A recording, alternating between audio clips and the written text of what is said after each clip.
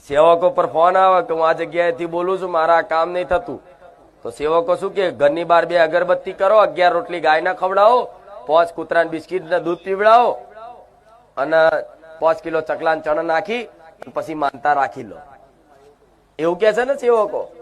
એટલે પેલા શું કરે, 11 રોટલી મારા નામથી ગાયને ખવડાવો, કોમ ના લાલચે, 5 કૂતરાને બિસ્કીટ ખવડાવો, કોમ ના લાલચે, 5 કિલો ચકલાન ચણ નાખે, કોમ ના લાલચે.